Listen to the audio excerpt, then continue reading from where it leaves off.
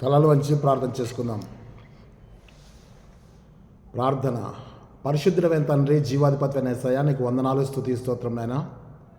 మా జీవితాలను ప్రేమించి ఆశీర్వదించి ఈ నూతన సంవత్సరంలో, ఈ జనవరి మాసంలో చివరి పరిశుద్ధ దినం కొరకై మమ్మల్ని సజీవులా లెక్కించి నడిపించినందుకని స్తోత్రం చెల్లిస్తున్నాం. అనేకులకు లేని గొప్ప భాగ్యాన్ని దీనమైన మాకు ప్రసాదించిన విధానం కొరకని స్తోత్రం చెల్లిస్తున్నాం. ఈ వాక్యం కొరకై ఎదురు చూస్తూ నా కొరకై ప్రార్థిస్తున్నటువంటి దైవజనులందరి కొరకు, సహోదరుల కొరకు, విశ్వాసుల కొరకు, నీ ప్రియ బిడ్డలందరి కొరకై నీకు వందనాలు, స్తోత్రం చెల్లిస్తున్నాం.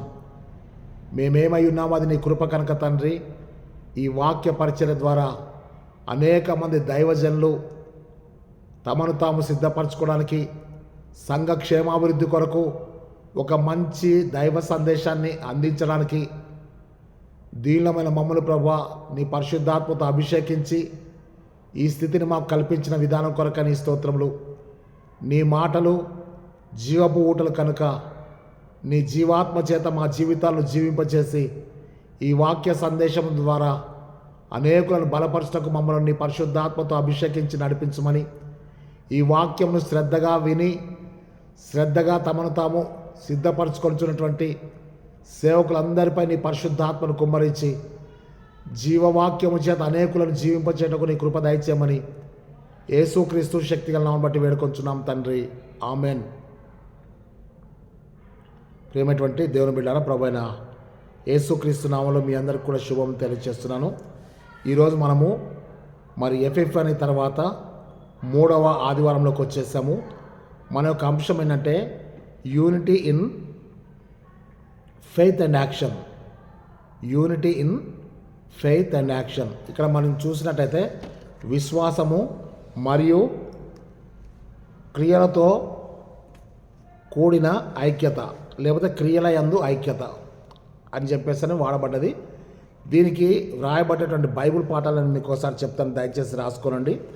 యెహోషువ గ్రంథము మొదటి పాఠము, యెహోషువ గ్రంథము 4వ అధ్యాయము 1 నుంచి 11 వచనాలు. యెహోషువ గ్రంథము 4వ అధ్యాయము 1 నుంచి 11 వచనాలు. కీర్తన గ్రంథం నుంచి 67వ కీర్తన. 2వ పాఠం వచ్చేసి అపోస్తుల కార్యములు 4వ అధ్యాయము 32వ వచనం నుంచి 37వ వచనం వరకు గల దేవుని వాక్యం. సువార్త పాఠము మార్కు సువార్త 6వ అధ్యాయము 32వ వచనం నుంచి 44వ వచనం వరకు.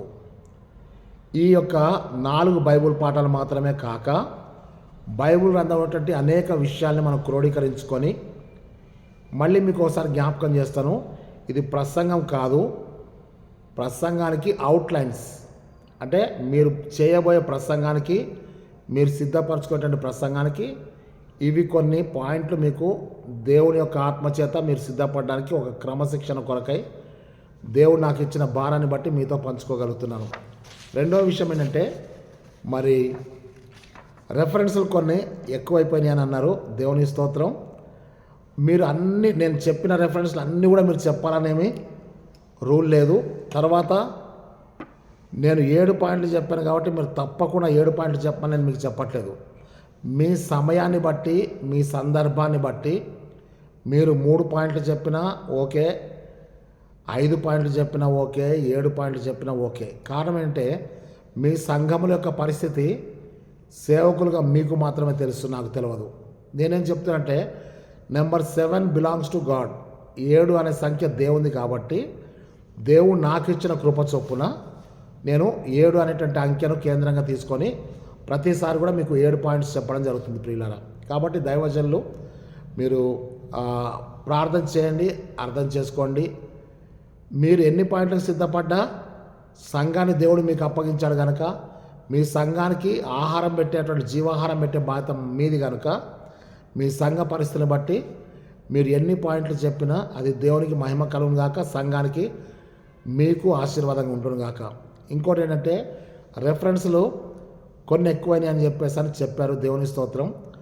ఆ రెఫరెన్స్లు చెప్పాలని నేను అనట్లేదు, కానీ మీరు సిద్ధపడడానికి ఈ అవుట్లైన్స్ ఒకవేళ మీ సంఘ పరిస్థితిని బట్టి నేను ఒక 15 రెఫరెన్స్లు చెప్తే మీకు 10 రెఫరెన్స్లు చెప్పడానికి అవకాశం ఉందనుకోండి, పర్వాలేదు. కారణం ఏంటంటే మీ పరిస్థితి మీది, ఇంకోళ్ళకి 15 రెఫరెన్స్ చెప్పడానికి కూడా సమయం ఉండొచ్చు.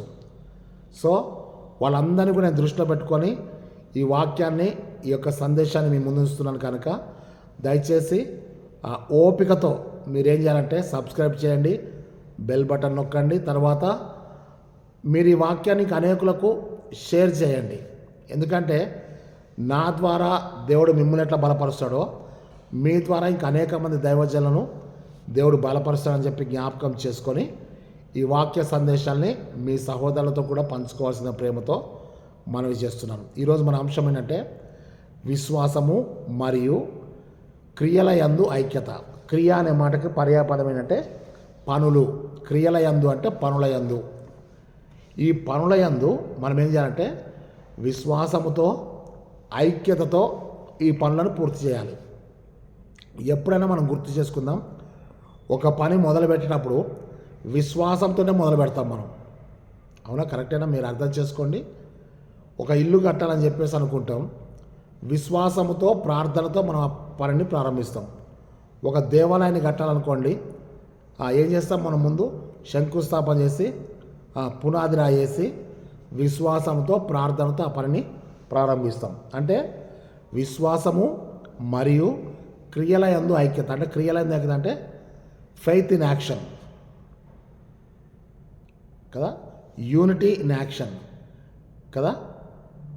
అంటే అర్థం ఏంటంటే ప్రార్థనతో మనం ప్రారంభిస్తున్నట్టే ఇట్స్ అన్ యాక్ట్, అదొక పని కదా. యాక్ట్స్ ఆఫ్ ది అపోజల్స్ అంటాం కదా.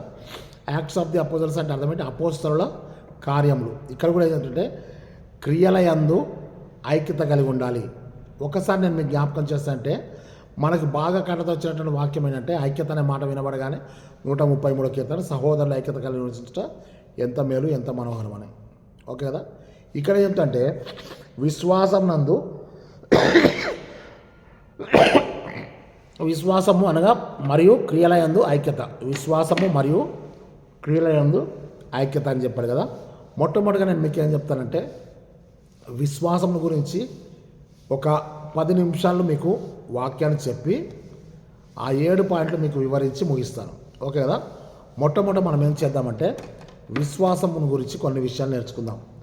ఇదే వాక్యము మరి జనవరి నెలలో 2023 సంవత్సరంలో కూడా ఉంది ప్రియులారా. దాంట్లో కూడా మీకు కొన్ని విషయాలు చెప్పాను. దాని కాక దీంట్లో క్రొత్త విషయాలతో మీతో ఉండాలని చెప్పేసి అని ఈ క్రొత్త ప్రసంగాన్ని మీకు అందించాలని ఆశపడుతున్నాను. ఇక్కడ మనం చూసినట్టయితే విశ్వాసము మరియు అంటే విశ్వాసము మరియు క్రియల యందు ఐక్యత. ఇక్కడ మనం చూసినట్టయితే ఫస్ట్ మనం విశ్వాసాన్ని గురించి కొన్ని విషయాలు నేర్చుకుందాం. హెబ్రీ పత్రిక 11వ అధ్యాయం మొత్తం కూడా విశ్వాస వీరుల జాబితా అని రాసుకోండి. విశ్వాస వీరుల జాబితా అంటే లిస్ట్ అనమాట. ఆ విశ్వాస వీరుల జాబితాలో ఎన్నో గొప్ప విషయాలు మనం నేర్చుకుంటాం. ఆ తర్వాత నేను మీకు ఇంకో విషయం కూడా చెప్తాను, మళ్ళీ మైండ్ డైవర్ట్ చేసుకోకండి. 136 కీర్తన ఉంటుంది కదా, దాన్ని ఏమంటారంటే కృపా కీర్తన అంటారు. 136 కీర్తనని కృపా కీర్తన అంటారు. ఎందుకంటే ప్రతి వచనం తర్వాత ఆయన కృప నిరంతరం ఉండును అనే వాక్యం ఉంటుంది. ఓకే కదా. కాబట్టి 136 కీర్తన అనగానే కృపా కీర్తన అంటారు. హెబ్రీ పత్రిక 11వ అధ్యాయం అనగానే విశ్వాస వీరుల జాబితా అని చెప్పేసి అంటారు. అనగా హేబేలు మొదలుకొని చివరి వరకు కూడా ఎన్నో విశ్వాసుల యొక్క వీరుల యొక్క కార్యములు జాబితా అక్కడ ఉన్నట్టుగా మనం చూస్తున్నాం. ఆ తర్వాత హెబ్రీ పత్రిక 11వ అధ్యాయము 1వ వచనాన్ని రాసుకోండి.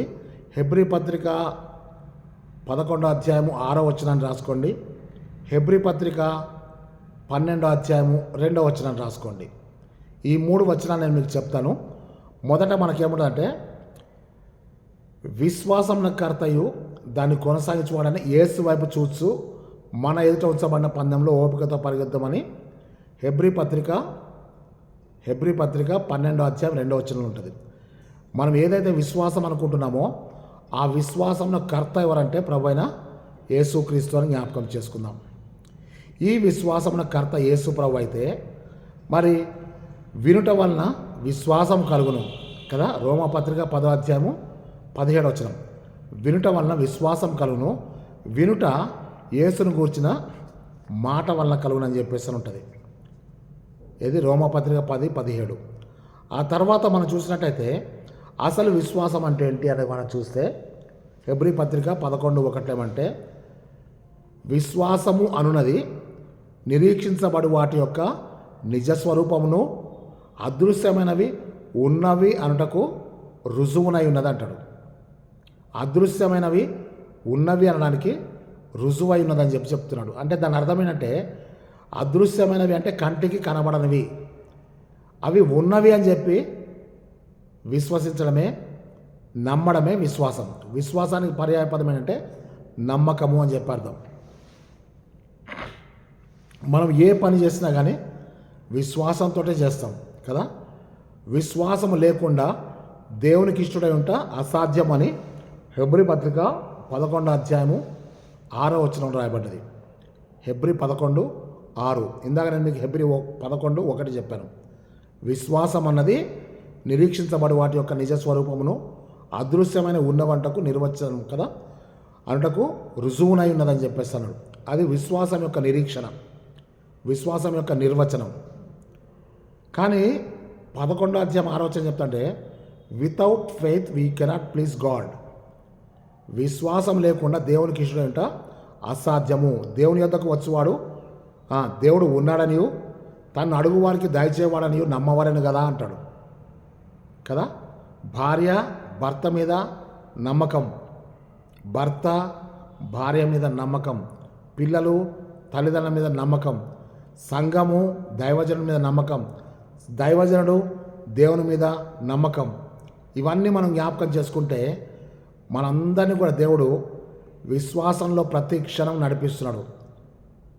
మన యొక్క క్రైస్తవ జీవితానికి, మన విశ్వాసానికి పునాది ఏంటంటే బైబిల్ గ్రంథం కదా.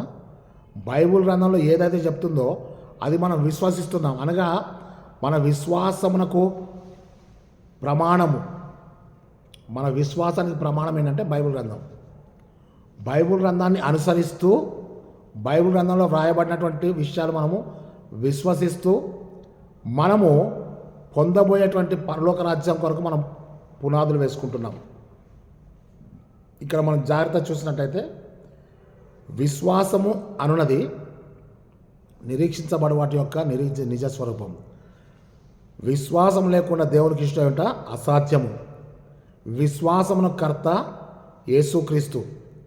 వినుట వలనే విశ్వాసం కలుగుతుంది తప్ప ఆ వినుట యేసును గూర్చిన మాట వలన కలుగుతుందని చెప్పి చెప్పబడుతుంది. ఆ తర్వాత మనం చూసినట్టయితే యెషయా గ్రంథము 28వ అధ్యాయం 16వ వచనం చివరి భాగం ఏమనంటే, విశ్వసించువాడు కలవరపడు అని ఉంటుంది. విశ్వసించువాడు కలవరపడు. యెషయా 28:16. ఇక్కడ మీరు ఒక వచనాన్ని గమనించండి. విశ్వసించువాడు కలవరపడు అంటే అర్థమైనట్టే కలవరపడేవాడు విశ్వసించడు. విశ్వాసం ఉంటే కలవరం ఉండదు, కలవరం ఉన్న చోట విశ్వాసం ఉండదు.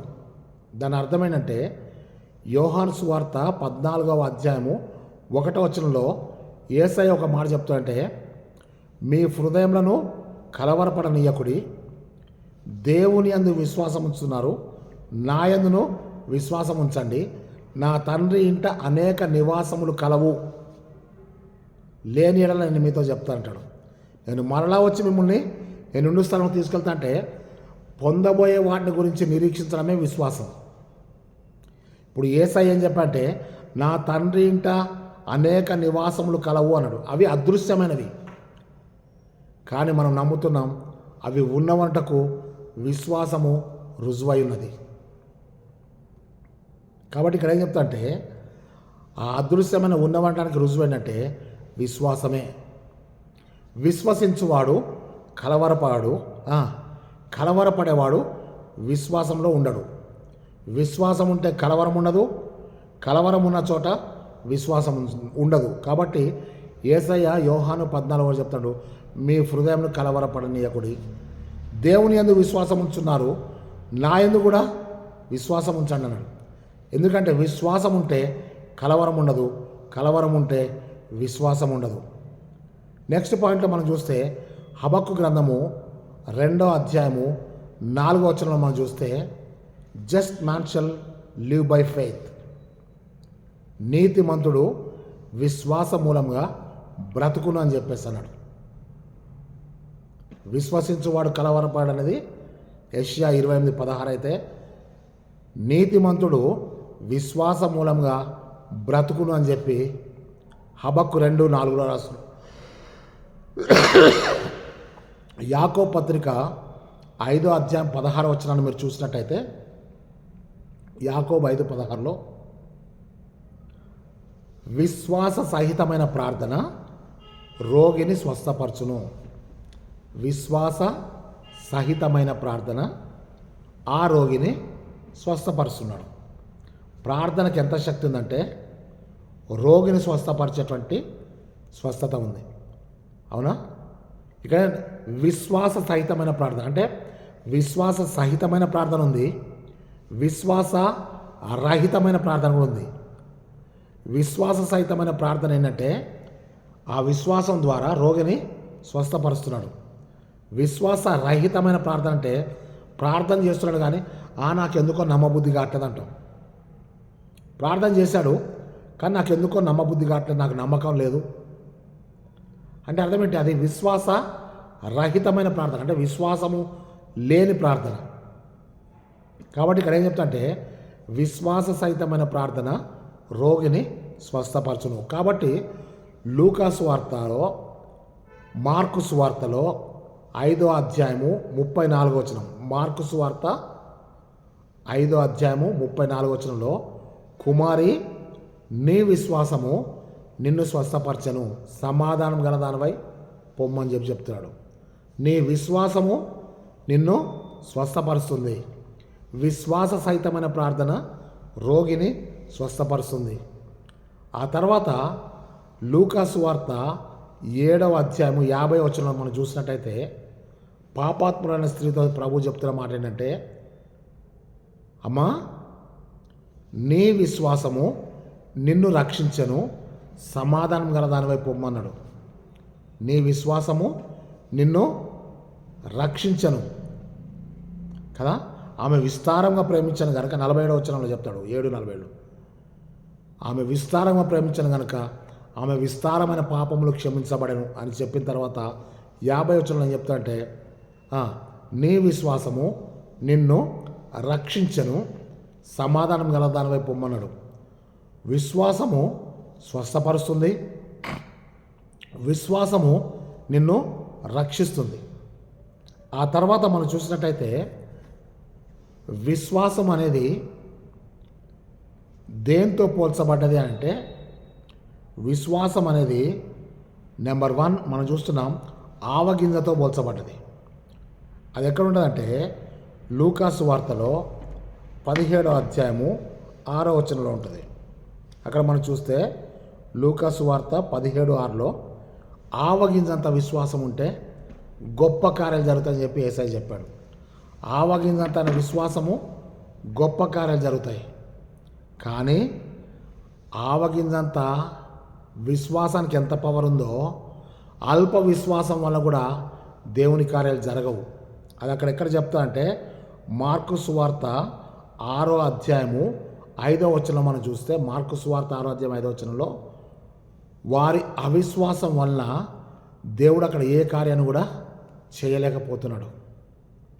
అవిశ్వాసము దేవుని కార్యాలకు అడ్డుబండలైతే ఆవగింజంత విశ్వాసము గొప్ప కార్యాన్ని సముద్రంలో పడు ఈ చెట్టు అంటే కంబల్ చెట్టుని అది వెలువడుతుంది. అంటే అర్థమేంటంటే ఆవగింజంత విశ్వాసానికి ఎంత పవర్ ఉందో ఆవగింజంత అల్ప విశ్వాసానికి కూడా అదే ఉందని చెప్పి నేను మీకు జ్ఞాపకం చేస్తున్నాను. ఆ తర్వాత మనం చూసినట్టయితే విశ్వాసాన్ని ఆవగింజతో మాత్రమే పోల్చడం కాదు, విశ్వాసం అనేది ఆత్మఫలంలో ఒక భాగం. అనగా గలతీ 5:22లో ప్రేమ, సంతోషము, సమాధానము, సాత్వికము కదా, విశ్వాసము, సాత్వికము, ఆశానిగ్రహం అని చెప్పేసి ఉంటుంది. అంటే ఆత్మఫలములో ఒక భాగం విశ్వాసం. ఇంకొక మాట చెప్తాను, ఎఫెసీ 6వ అధ్యాయము 17 మనం చూస్తున్నాం ఏంటంటే, విశ్వాసం అనే డాలు పట్టుకోవాలి, దేవుని వాక్యమును ఆత్మ ఖడ్గాన్ని పట్టుకోవాలి. దుష్టుడు వేచున్న అగ్ని బాణమును ఆర్పుటకు మనం ఏం చేయాలి? విశ్వాసం అనే డాలు పట్టుకోవాలి, దేవుని వాక్యమును ఆత్మ ఖడ్గమును పట్టుకోవాలి. ఈ ఖడ్గముతో నరకడం మొదలుపెట్టాలి. ఈ విశ్వాసం అనే డాల్తో మనల్ని మనం కాపాడుకోవడం మొదలుపెట్టుకోవాలి. అంటే అర్థమంటే, విశ్వాసం అనేది దుష్టుని యొక్క అగ్ని బాణములను ఆర్పివేయటకు దేవుడు నీకు అనుగ్రహించిన డాలు అని అర్థం. డాలుతో ఏం చేయాలంటే ఆ అగ్ని బాణం నుంచి నిన్ను నువ్వు కాపాడుకోవాలి. దేవునికి ఇచ్చిన దేవుని వాక్యమును ఆత్మ ఖడ్గముతో అపవాదిని వాని అనుచరులను నరికివేయాలి. ఈ నరికివేయాల్సిన సమయంలో నరికివేయకపోయినా ఈ అగ్ని బాణాల నుంచి విశ్వాసమైన డాల్తో రక్షించుకోకపోయినా సాతాను నిన్ను నరుకుద్ది. అవసరమైతే వాడి అగ్ని బాణంతో నిన్ను చంపేస్తుంది. కాబట్టి ఇక్కడ మనం జాగ్రత్త చూస్తే, విశ్వాసం అనేది ఆవగింజతో పోల్చబడ్డది, విశ్వాసం అనేది ఆత్మఫలములో భాగము, విశ్వాసం అన్నది డాలుతో పోల్చబడ్డది. మనము మత్తయి సువార్త 14వ అధ్యాయంలో అక్కడ మనం చూసినట్టయితే, మత్తయి సువార్త 14వ అధ్యాయము 31వ వచనం మనం చూస్తే, అక్కడ పేతురు 32వ వచనం కూడా మనం చూస్తే, పేతురు ఏం చెప్తాడంటే, ప్రభువా నన్ను రక్షించంటాడు, నీళ్ళలో మునిగిపోదు. వెంటనే యేసు ప్రభు తన చేత్తో పట్టుకొని ఏం చెప్తాడంటే, అల్ప విశ్వాసి ఎందుకు సందేహపడతీవి అన్నాడు. అంటే దాని అర్థం ఏంటంటే, విశ్వాసి సందేహపడడు, సందేహం ఉన్నవాడికి విశ్వాసం ఉండదు. పేతురు గాలిని చూసి భయపడి మునిగిపోసాగను, యేసుని చూసి నడవసాగను. యేసు ఎవరంటే విశ్వాసం కర్తయు దాన్ని కొనసాగించేవాడను యేసు వైపు చూసి నడవసాగాను. గాలిని చూసి అంటే అర్థం ఏంటంటే, యేసుని చూసినప్పుడు గాలిని చూడలేదు, గాలిని చూసినప్పుడు యేసుని చూడలేదు, విశ్వాసం కర్తని చూడలేదు. ఒక చిన్న మర్మాన్ని మీరు గుర్తుపెట్టుకోండి. నేను చెప్తాను కదా, గాలి అనేది ఏంటంటే వాయువు, గాలికి ఇంకో పేరు అంటే వాయువు. సాతానికి ఏం పేరు అంటే వాయుమండల అధిపతి అంటారు. గ్రామాల్లో ఏమంటారు అంటే, వాడంతా పిచ్చి పిచ్చి చేస్తున్నారు, అరే వీడికి గాలి పట్టిందిరా అంటాం. అవునా? తర్వాత ఎవరన్నా ఉట్టిగానే పని పాట లేకుండా తిరుగుతాడు అనుకో, అరే వాడు ఒట్టి గాలివాడురా, వాడు గాలికి తిరుగుతాడు, గాలికి తిరిగేటోడు అంటారు. దాన్ని ఈ మధ్యకాలంలో కొంచెం సివిలైజ్డ్ అయినాక కొంచెం క్రియేటివ్గా తయారు చేస్తారు. ఏమనంటే, మీ అబ్బాయి ఏం చేస్తున్నాడండి అంటే, మా అబ్బాయి ఎయిర్ ఫోర్స్లో పనిచేస్తున్నాడండి అన్నాడు. ఎక్కడ పనిచేస్తున్నాడట? ఎయిర్ ఫోర్స్లో. మీకు ఎంతవరకు అర్థమైంది? అరే మీ అబ్బాయికి ఎయిర్ ఫోర్స్లో జాబ్ వచ్చిందా? అరే అది చాలా మంచి జాబు, చాలా మంచి జాబ్, అంత మంచి ఉద్యోగం ఎట్లా వచ్చింది అంటే, కాదండి, ఎయిర్ అంటే గాలి, ఎటు ఫోర్స్గా పోతే మా వాడు అటు పోతాడు, అంటే గాలికి తిరుగుతున్నాడని అర్థం. ఎయిర్ ఫోర్స్ అంటే మన ఎయిర్ ఫోర్స్ అకాడమీలో వచ్చేటువంటి జాబ్ కాదు అది. ఎయిర్ ఫోర్స్ అంటే గాలి ఎటు ఫోర్స్కి వస్తే గాలికి తిరుగుతున్నాడని చెప్పుకోలేక తండ్రి ఇంగ్లీష్లో చెప్పుకున్నా అంటే, మా కొడుక్కి ఎయిర్ ఫోర్స్లో జాబ్ వచ్చిందండి, ఆ ఫోర్స్ అటు ఉంటే వీడి ఫోర్స్ అటే ఉంటుందని చెప్తాడు. ఎందుకు ఈ మాట చెప్తాడంటే, పేతురు యేసుని చూసి, అంటే విశ్వాసం కర్తవ్య దాన్ని కొనసాగి యేసుని చూసి నీళ్ళ మంది నడవసాగాను, గాలిని చూసి భయపడి మునిగిపోసాగాను. యేసుని చూసినప్పుడు భయము లేదు, మునిగిపోవడం లేదు. కానీ యేసుని చూసే సమయంలో పేతురు గాలిని చూసి అంటే అర్థమంటే, నన్ను చూడండి, గాలిని చూస్తుంటే యేసుని చూడట్లేదు, యేసుని చూస్తుంటే నేను గాలిని చూడట్లేదు. ఈ చిన్న మర్మాన్ని గుర్తుపెట్టుకోండి. గొప్ప కార్యములు ఆవగింజంత విశ్వాసంతో జరుగుతున్నాయి, గొప్ప కార్యములు ఆవగింజంత అల్ప విశ్వాసంతో ఆగిపోతున్నాయి. నీ జీవితంలో విశ్వాసివైతే దాని కర్త అయిన యేసుని చూసి ముందుకు కొనసాగు తప్ప వెనక కొనసాగొద్దని చెప్పి నేను మీకు ఏ విషయమైనా కావచ్చు. అందుకే విలాపవాక్యములు 3వ అధ్యాయము 23-25 వచనాలు చెప్తుంటే, నువ్వెంతైనా నమ్మదగిన దేవుడవు, నీకు అనుదినం వాత్సల్యం పుడుతున్నది, నువ్వెంత నమ్మదగిన దేవుడవు. అది ఇంగ్లీష్లో మంచిగా అంటే, under any circumstances you are faithful. నువ్వు నమ్మకమైన దేవుడవు, నువ్వెంతైనా నమ్మదగిన దేవుడవు. ప్రియులారా, అది జరగదు అని చెప్పి మనుషులు చెప్తే అది జరుగుతుందని చెప్పి దేవుడు చెప్తున్నాడు.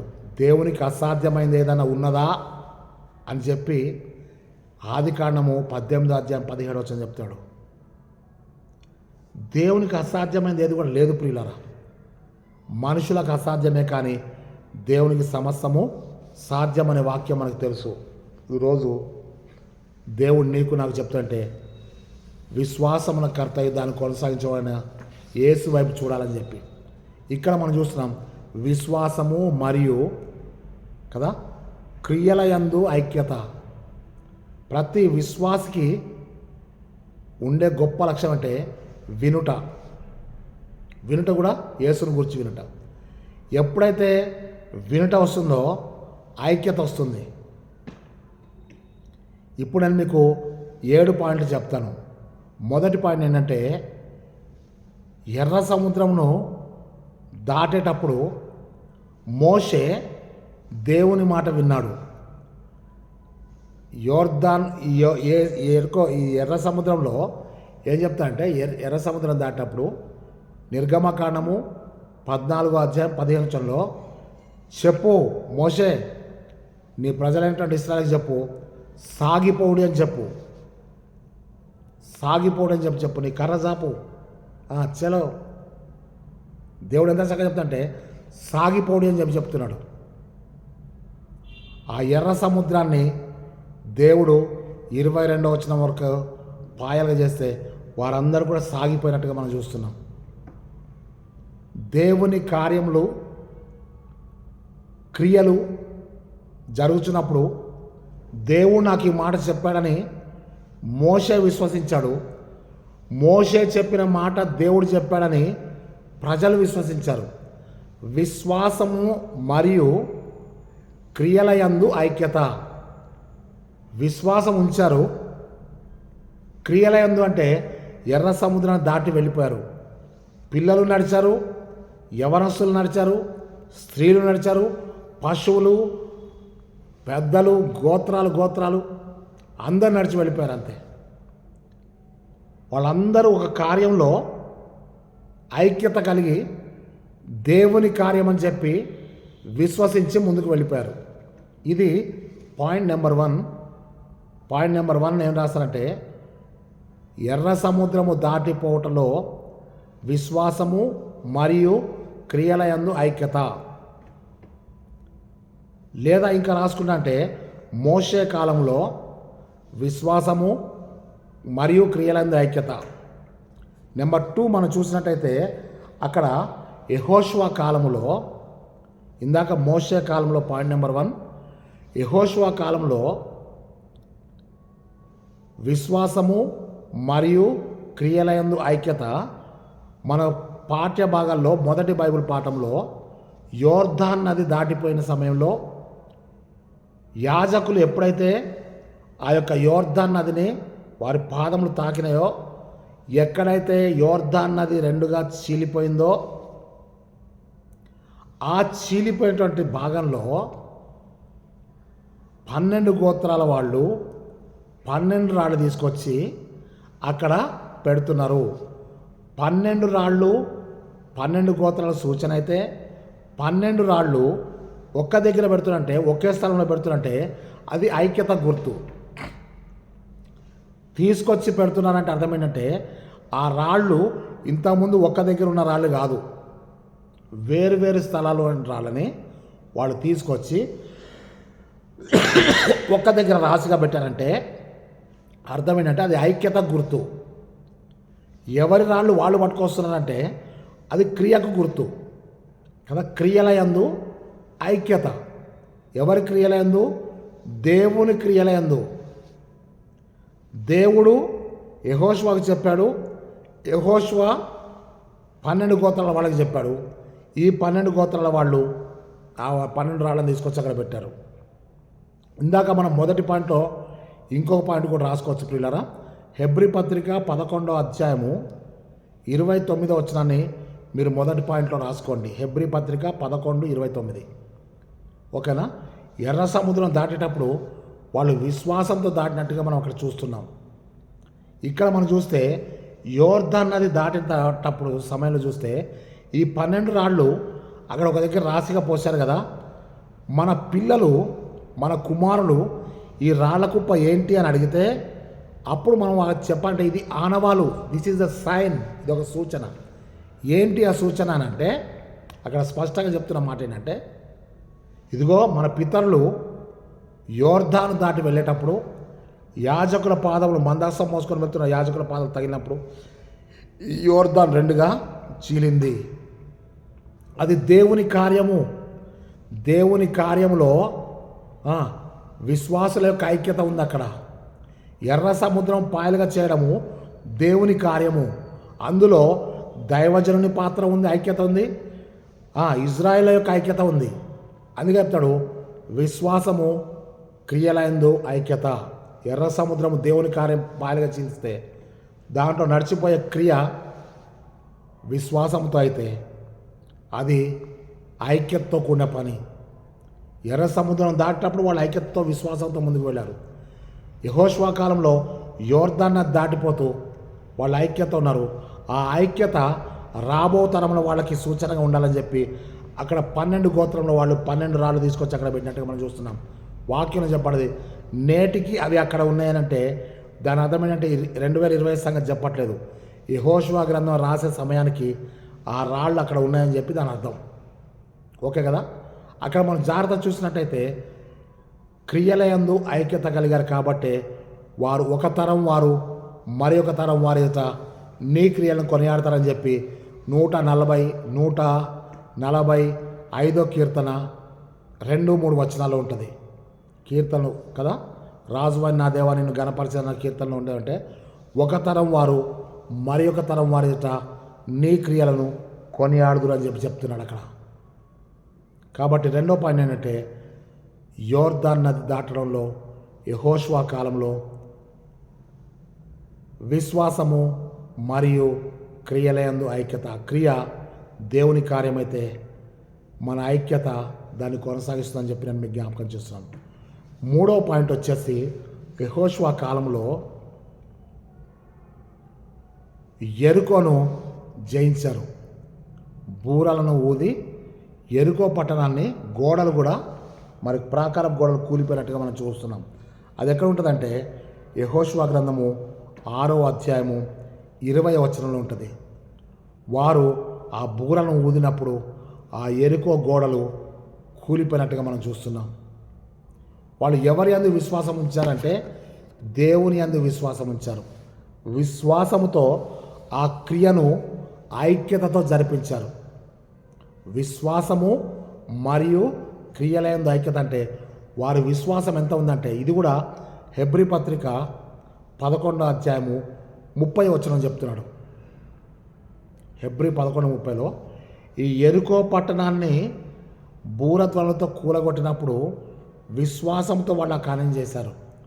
యోర్దాను దాటేటప్పుడు దేవుని మాటలందు విశ్వాసం ఉంచి యోర్దాను దాటి వెళ్ళారు. ఎర్ర సముద్రాన్ని దాటేటప్పుడు వాళ్ళు విశ్వాసముతో దేవుని యందు విశ్వాసం ఉంచి ఆ ఎర్ర సముద్రాన్ని దాటి వెళ్ళిపోయారు. ప్రియులారా, 4వ పాయింట్ వచ్చేసి మనం చూసినట్టయితే మనకు కీర్తన గ్రంథం నుండి 67వ కీర్తన ఇవ్వబడ్డది. 67వ కీర్తన మరి 3వ వచనము, 7వ వచనము, 5వ వచనం మనం చూసినట్టయితే ప్రజలందరూ నిన్ను స్తుతించుదురుగాక, భూజనులందరూ నిన్ను స్తుతించుదురుగాక. ఏంటి అనంటే ప్రజలందరూ దేవుని స్తుతించడం అంటే స్తుతించుట అనేది ఒక కార్యం. స్తుతించుట అనేది దేవుని యొక్క కార్యం. స్తుతి అనేది దేవునికి మాత్రమే చెందుద్ది. స్తుతి అనేది సింహాసనం. కాబట్టి అక్కడ పరిశుద్ధులు పరిశుద్ధులైన గాన ప్రతిగానం చేస్తూ స్తుతి చెల్లిస్తున్నారు కదా. స్తుతి సింహాసనాసీనుడు. సో స్తుతి అనేది దేవుని కార్యమైతే ఈ దేవుని కార్యంలో ఒక యూదులు, అన్యజనులు, గ్రీసు దేశస్థులు, ఇది కాదు. ప్రజలందరూ నిన్ను స్తుతించుదురుగాక, భూజనులందరూ నిన్ను కొనియాడుదురుగాక. అంటే అర్థమంటే స్తుతి కార్యక్రమంలో దేవుని కార్యములో విశ్వాసము ప్లస్ ఐక్యత అక్కడ చూస్తున్నాం మనం. కాబట్టి దేవుని యందు విశ్వాసం ఉంచారు, కావుననే దేవుణ్ణి స్తుతిస్తున్నారు. స్తుతి అనేది క్రియ. కాబట్టి విశ్వాసి దేవుని స్తుతించడం ద్వారా దేవుని యొక్క ఆశీర్వాదాలు పొందుతున్నాడు. నిరీక్షణకు ఆధారం లేనప్పుడు అబ్రహాము విశ్వాసము కలిగి, విశ్వాసందు బలహీనుడు కాక నిరీక్షణ కలిగి దేవుని నమ్మెను. అబ్రహాము దేవుని నమ్మెను, అది అతనికి నీతిగా ఎంచబడను. రోమపత్రిక 4వ అధ్యాయం 19వ వచనాలు ఉంటుంది. ఇక్కడ మనం జాగ్రత్త చూస్తే నువ్వు విశ్వాసముతో దేవుని కార్యంలో పాల్గొనంటే స్తుతి అనేది నీకొక దేవుడిచ్చిన వరం అని చెప్తాను. అందరూ స్తుతించలేరు సుమా. చంటి బిడ్డల యొక్క స్తుతుల మూలంగా నువ్వు ఒక దుర్గాన్ని స్థాపించావంటాడు. అవునా? 4వ పాయింట్ అంటే ప్రజలందరూ విశ్వాసముతో ఐక్యత కలిగి దేవుని క్రియ అయినటువంటి స్తుతిని దేవుని సన్నిధిలో అర్పించడం, ఇది దేవుని కార్యం అని చెప్పి నేను మీకు జ్ఞాపకం చేస్తున్నాను.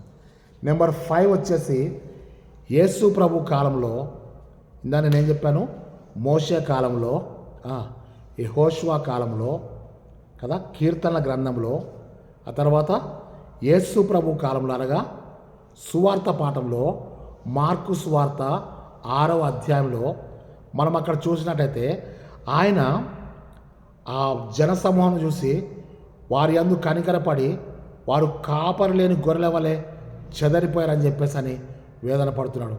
ఆ తర్వాత యేసయ్య తన శిష్యులను పిలిచి ఏం చెప్తాంటే, మీరే వీరికి భోజనం పెట్టండి అంటే, అయ్యో ప్రభా, హౌ ఇట్ ఈస్ పాసిబుల్, ఎట్లా జరుగుతుంది ప్రభా, మీ దగ్గర ఏమున్నాయి తీసుకొని అన్నప్పుడు 5 రొట్టెలు 2 చేపలు తీసుకొచ్చారు కదా. ఈ స్టోరీ అంతా మనకు బాగా తెలుసు. అయితే అక్కడ మనం చూసినట్టయితే పంక్తులు పంక్తులుగా 100 మంది 50 మంది చొప్పున పంక్తులుగా కూర్చోబెట్టమన్నాడు. ఆ పని ఎవరు చేశారు? అపోస్తలు, శిష్యులే చేశారు. అవునా? ఎందుకు పంక్తులుగా కూర్చోబెట్టాడంటే అది క్రమశిక్షణకు గుర్తు. విశ్వాసికి దేవుని మాట వినడం ఎంత ముఖ్యమో క్రమశిక్షణ కలిగి ఉండడం కూడా అంతే ముఖ్యం. వాళ్ళు పంక్తులుగా కూర్చోబెట్టాడు. 100 పంక్తులు 50 పంక్తుల చొప్పున కూర్చోబెట్టారు. వారు క్రమంగా కూర్చున్న తర్వాత దేవుడు ఆశీర్వదించిన ఆ యొక్క చేపలు, ఆశీర్వదించబడిన రొట్టె ముక్కలను పంచడం జరిగింది. మళ్ళీ చెప్తాను ఏంటంటే, దేవుని ఆశీర్వాదాలు మనం తృప్తి పొందాలంటే ముందు మనం ఏం నేర్చుకోవాలంటే క్రమశిక్షణ నేర్చుకోవాలి. డిసిప్లైన్, క్రమశిక్షణ కావాలి. క్రమశిక్షణ ఉంటేనే దేవుని ఆశీర్వాదాలు మనం పొందుకోగలుగుతాం. చాలాసార్లు క్రమశిక్షణ లేనందువల్ల దేవుని గొప్ప ఆశీర్వాదాలు పోగొట్టుకున్న దైవజనులను, విశ్వాసాలను కూడా మనం బైబిల్ గ్రంథంలో చూసాం, మన సంఘాల్లో కూడా మనం చూస్తున్నాం. చాలామంది విశ్వాసం ఉన్నది కానీ క్రమశిక్షణ లేదు. క్రమశిక్షణ లేనందువల్లనే దేవుని ఆశీర్వాదాలు మనం పొందలేకపోతున్నాం. ఈరోజు దైవజనులమైన మనకు, మన వాక్యం వినేటువంటి విశ్వాసులకు, సహోదరులకు దేవుని వాక్యం ఇదే చెప్తుంది పిల్లారా. కాబట్టి దయచేసి ఆ యొక్క సువార్త పాఠంలో యేసయ్య కాలంలో జరిగినటువంటి గొప్ప సంగతి అంటే వారందరూ కూడా 5,000 మంది కూడా తిన్నారు. 12 గంపలు ఎత్తారు. 12 గంపలు మోయడంలో కూడా 12 మంది శిష్యులు పాల్గొన్నారు. ఈరోజు దేవుడు నీకు నాకు చెప్తుంటే క్రియల యందు ఐక్యత ఎట్లా అంటే విశ్వాసంతో. యేసయ్య ఈ 5,000 మందికి ఆహారాన్ని పంచిపెట్టాడు. వారు పురుషులు మాత్రమే. మరి ఇంకా స్త్రీల లెక్కెంత, పిల్లల లెక్కెంత ఒక్కసారి మీరు ఆలోచించేయండి. ఇక్కడ దేవుడు మనతో స్పష్టంగా మాట్లాడుతుందంటే ఆ క్రియ దేవుని కార్యమైతే, మళ్ళీ చెప్తాను, స్తుతించుట అది దేవుని కార్యమైతే, 5,000 మందికి ఆహారం పంచిపెట్ట దేవుని కార్యమైతే, విశ్వాసంతో మనం ఆ కార్యాన్ని ఐక్యతతో చేయాలి అని చెప్తున్నాడు. ఓకే కదా, 5 పాయింట్లు అయిపోయినాయి కదా. 6వ పాయింట్ చెప్తాను. 6వ పాయింట్ ఏంటంటే అపోస్తుల కార్యములు 4వ అధ్యాయము 32 నుంచి 37 వరకు. అక్కడ మనం చూస్తే ఆ దినం విశ్వాసుల జీవితంలో అక్కడ మనం ఏం రాసుకున్నామంటే 6వ పాయింట్, పరిశుద్ధాత్మ కాలములో విశ్వాసుల యొక్క విశ్వాసము మరియు క్రియల యందు ఐక్యత. ఏంటి క్రియలు అని అంటే అక్కడ స్పష్టంగా రాయబడ్డది 32, 33 వచనాల్లో. ఆ దినములలో విశ్వసించిన వారందరూ తమ కలిగిన తీసుకొచ్చి సమిష్టిగా అపోస్తల పాదముల మీద పెట్టేశారు. ఆ దినంలో ఎవ్వడూ తమది అని అనుకోలేదు.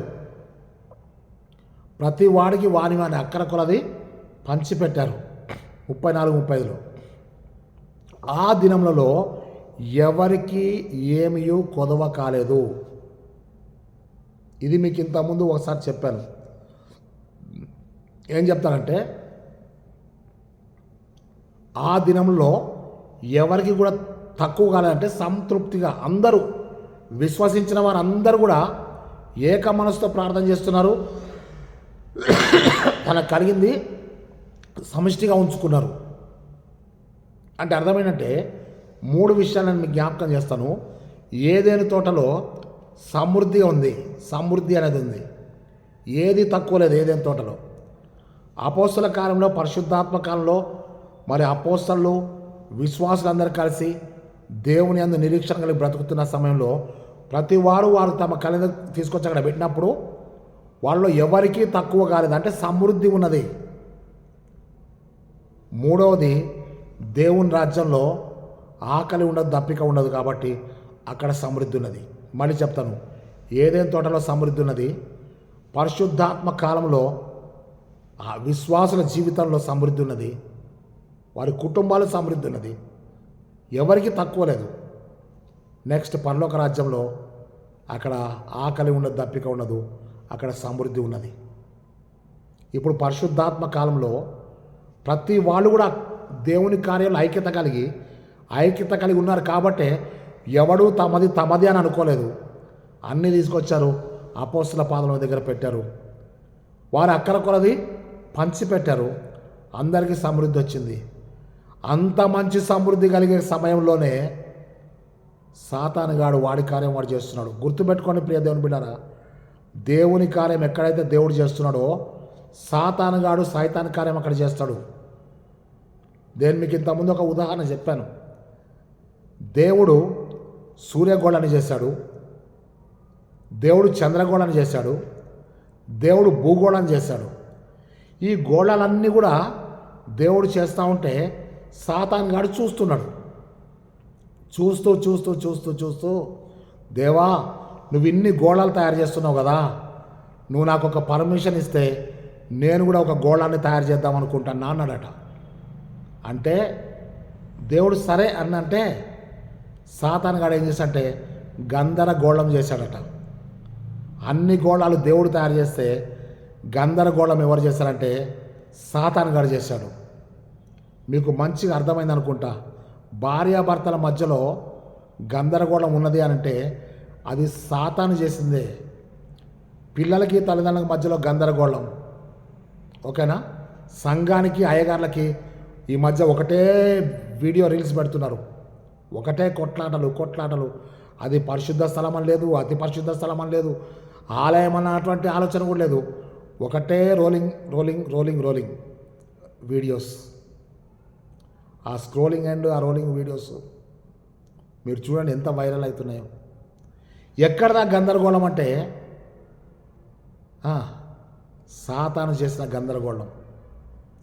ఎందుకు సాతాను గందరగోళం చేయగలుగుతుందంటే విశ్వాసమును కర్తవ్యం దాన్ని కొనసాగించడం యేసుని చూడనప్పుడే పేతురు హృదయంలో గందరగోళం స్టార్ట్ అయింది. ఈరోజు సంఘం అంతటికి ప్రభు చెప్తున్న మాట ఇదే. కాబట్టి దయచేసి అపోస్తల కాలంలో ఎవరు తమది కాదనుకున్నారు కాబట్టి అందరికీ సమృద్ధి సమిష్టి ఉంది. కానీ వెంటనే సాతానుగాడు అననీయ సప్పిరాల ద్వారా మళ్ళీ సాతాను గారు వాని కార్యాలు చేశాడు. సాతాను ఎందుకు మీ హృదయమును ప్రేరేపించింది? దేవుని ఆత్మను మీరు ఎందుకు శోధిస్తున్నారు? మీరు మనుషులతో కాదు దేవునితో అబద్ధం ఆడారని చెప్పి పేతురు 3 పాయింట్లు అందులో చెప్తాడు 5వ అధ్యాయంలో. ఈరోజు దేవుడు నీకు చెప్తుంటే నువ్వు దేవునితో అబద్ధం ఆడొద్దు. సాతాను నిన్ను మోసపుచ్చకుండా చూసుకో. నువ్వు దేవుణ్ణి శోధించొద్దని చెప్పి ప్రభు సెలవిస్తున్నాడు. చివరి పాయింట్ వచ్చేసి నెంబర్ 7 పాయింట్ వచ్చేసి నేటి సమాజంలో విశ్వాసము మరియు క్రియలతో యందు ఐక్యత. విశ్వాసము మరియు క్రియల యందు ఐక్యత అనే మాట ఒకటి జ్ఞాపకం చేసుకొని తలలు వంచి ప్రార్థన చేసుకుందాం. దయచేసి ఇక్కడ జ్ఞాపకం చేసుకుందాం. నేటి సమాజంలో అనగా 2026లో నేటి సమాజంలో విశ్వాసము క్రియల యందు ఐక్యత అనే మాట రాసుకుందాం.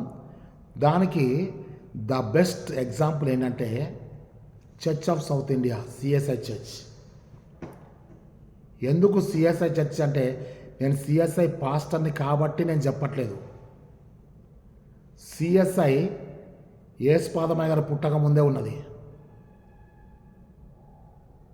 ఇప్పుడు 75 సంవత్సరాలు కూడా అయిపోతుంది కదా, 47 సంవత్సరాలు వచ్చింది.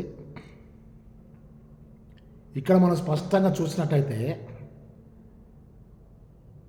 సిఎస్ఐ చర్చ్ అనేది విశ్వాసం మీద కట్టబడ్డది. మళ్ళీ చెప్తాను, రాసుకోండి.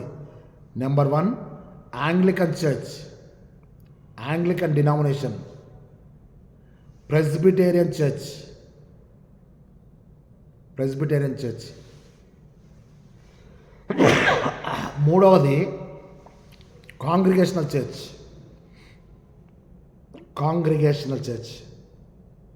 నాలుగవది Methodist church. Anglican church, Presbyterian church, congregational church plus Methodist church.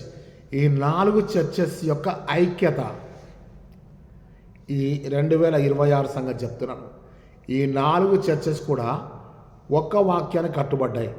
ఏంటి వాక్యం అంటే సిఎస్ఐ ఆమ్లంలో కనబడుతుంది, John 17:21. That they all may be one.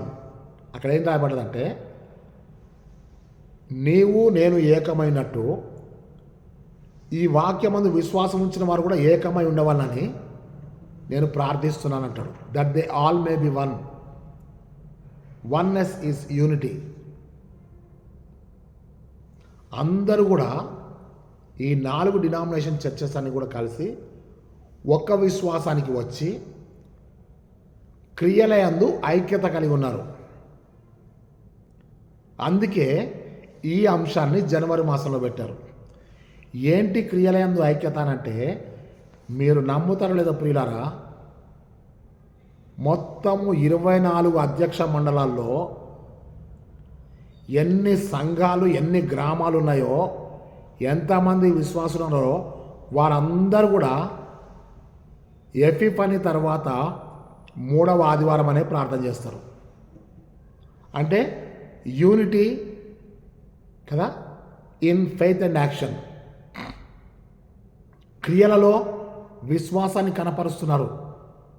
దక్షిణ ఇండియా సంఘంలో అనగా తెలుగు 2 రాష్ట్రాలు, కర్ణాటక, కేరళ కదా, మధ్యప్రదేశ్, ఈ సౌత్ ఇండియాలో ఉన్నటువంటి తమిళనాడు, ఇవన్నీ కూడా కదా.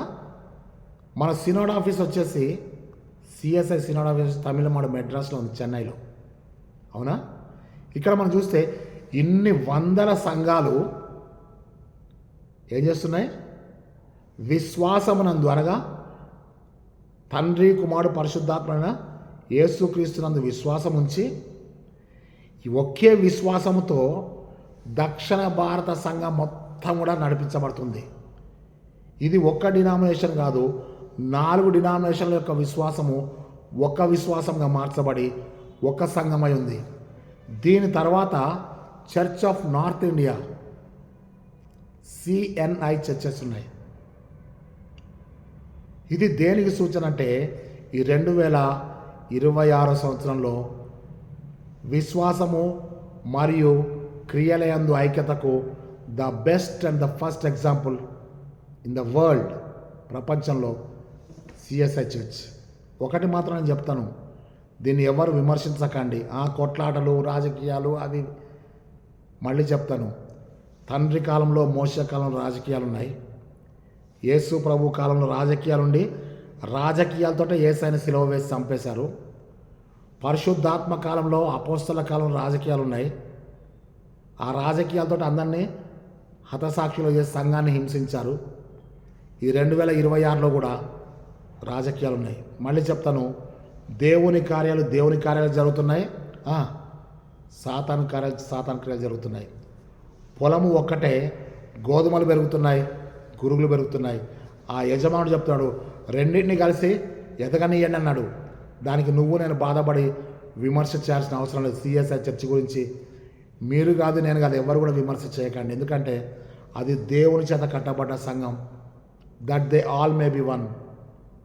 మనం ఏకమై ఉన్నలాగున మన ఎందుకు విశ్వాసించిన వారందరూ కూడా ఏకమై ఉండడం అంటే అది ఐక్యత, unity in faith and action. ఈ యూనిటీ ఎక్కడి నుంచి వచ్చిందంటే మోషే దేవుని మాట విన్నాడు, ప్రజలు మోషే మాట విన్నారు. యెహోషువ దేవుని స్వరం విన్నాడు, ఇశ్రాయేలు యెహోషువ మాట ప్రకారం చేశారు. యేసయ్య దేవుని కుమారుడు, యేసయ్య మాట అపోస్తలు విని 5,000 మందికి ఆహారాన్ని పంచిపెట్టారు. పరిశుద్ధాత్మతో నింపబడ్డటువంటి అపోస్తలు పరిశుద్ధాత్మ స్వరాన్ని విన్నారు. పరిశుద్ధాత్మ మాటను అపోస్తలు వింటే అపోస్తల మాట విశ్వాసులు విన్నారు. మళ్ళీ చెప్తాను, ఈ 4 డినామినేషన్లే కాదు, ఇంకెంతోమంది దేవుని యందు విశ్వాసం వస్తున్నారు కనుక వారందరి కొరకు తలలు వంచి ప్రార్థన చేసుకుందాం. పరిశుద్ధుడైన తండ్రి, జీవాధిపతివైన యేసయ్య స్తోత్రములు. విశ్వాసము మరియు క్రియలయందు ఐక్యత అనే అంశాన్ని మాకు ఇచ్చినందుకని స్తోత్రములు. ఆదివారము ప్రపంచమంతా ఎన్నో సంఘాల్లో ఈ అంశాన్ని గురించి ధ్యానిస్తుండగా ఒకే విశ్వాసము, ఒకే ప్రభువు, ఒకే సంఘం అని చెప్పి సెలవిచ్చావు కనుక ఈ ఒకే విశ్వాసంతో దక్షిణ భారత సంఘం అంతయు ఇదే అంశాన్ని ప్రార్థన చేస్తూ ధ్యానిస్తుండగా దీనిలమైన మా ప్రార్థన ఆలకించి దైవజనమైన మేమందరము ఏక మనసు, ఏకాత్మ కలవరమై ఎడతెగక ప్రార్థన చేయటకు సహాయం చేసి సంఘముల యొక్క ఐక్యత కొరకు, కుటుంబముల యొక్క ఐక్యత కొరకు, విశ్వాసుల యొక్క ఐక్యత కొరకు, సహోదరుల యొక్క ఐక్యత కొరకు నిత్యము ప్రార్థనతో, ధైర్యంతో ముందుకు కొనసాగే భాగ్యం దయచేయమని యేసుక్రీస్తు శక్తిగల నామమును బట్టి వేడుకొంచున్నాం తండ్రి, ఆమెన్. తండ్రి, కుమారుడు, పరిశుద్ధాత్మని సర్వశక్తుల త్రియేక దేవుని దీవెన ఇప్పుడు సదాకాలం మనందరికీ తోడే నడిపించునుగాక. Amen, amen, amen. దేవుని నామమునకు మహిమ కలుగుగాక. ప్రియులారా, 9553383116 అనే నెంబర్కి ఫోన్ చేయండి. ఇప్పుడు వరకు నాకు ఫోన్ చేసిన దైవజనులందరికీ మరి యూట్యూబ్ ఛానల్లో మీ ప్రత్యేకమైనటువంటి కామెంట్స్ పెట్టినటువంటి దైవజనులందరికీ కూడా అభినందనలు తెలియజేస్తున్నాను. మీరు చేసే ప్రార్థన నా ఆరోగ్యానికి, నా కుటుంబానికి, నా పరిచర్యకు దీవెనకరంగా ఉండాలని మిమ్మల్ని అందరినీ కూడా మనసారా కోరుకుంటున్నాను. అట్టి కృపలో దేవుడు మనందరినీ నడిపించునుగాక. దేవుని నామమునకు మహిమ కలుగుగాక. Amen, amen, amen.